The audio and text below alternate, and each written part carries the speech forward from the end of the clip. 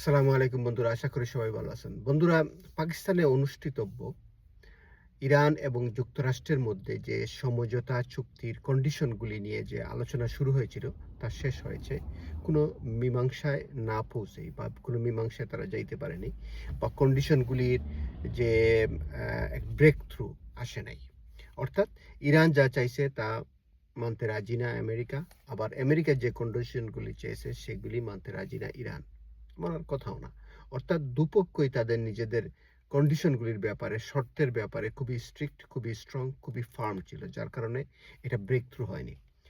এতে করে বন্ধুরা, বিশ্ব আবারও অস্থিতিশীল একটি পরিস্থিতির দিকে যাচ্ছে বা যাবে। তেলের দাম হয়তোবা একটু নিচের দিকে আসছিল, আবার এটা ঊর্ধ্বমুখী হবে। পুরা বিশ্বে এটার ছাপ পড়বে বা এটার পুরা বিশ্বের প্রতিটি মানুষ, ইউরোপ, এশিয়া, মধ্যপ্রাচ্য, সবাই এটার থেকে সাফার করবে। সত্যিকার অর্থে পাকিস্তানের একটি মহান উদ্যোগ ছিল বা অনেক চেষ্টার বিনিময়ে পাকিস্তান সফল হয়েছিল যে দুপক্ষকে যুদ্ধ থেকে বিরক্ত রাখতে 2 সপ্তাহের জন্য। সেটা হয়তো এখনো বলবৎ আছে, হয়তো আরও টক চলবে। কিন্তু আমেরিকার এই কঠিন শর্তের মাধ্যমে ইরান এবং আমেরিকা কোনো একটি সমঝোতায় পৌঁছাতে পারল না। এতে করে বিশ্ব শান্তির অনেক ক্ষতি হলো বা ক্ষতি হবে। কারণ তেলের দাম যেটুকু স্থিতিশীল ছিল সেটা আবার ঊর্ধ্বগতির দিকে যাবে এবং যাচ্ছে। এতে করে বন্ধুরা, আমাদের মতো যারা সাধারণ মানুষ তারাই সাফার করবে বেশি।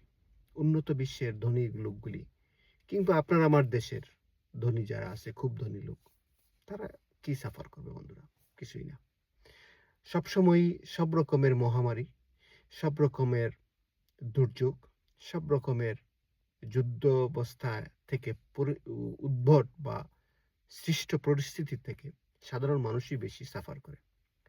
আশা করি ইরান এবং আমেরিকার মধ্যে এই টকটা আরেকটু এগিয়ে যাবে এবং কন্টিনিউ হবে। যদি টক কন্টিনিউ থাকে, আলোচনা ডায়ালগ যদি কন্টিনিউ থাকে, তাহলে আজ হোক কাল হোক একটি সমঝোতায় আসবে এবং আসার চেষ্টা করবে বা করার একটা সুযোগ থাকবে। যদি আবার যুদ্ধে লিপ্ত হয়ে যায়, তাহলে তো আর সেই সুযোগ থাকছে না।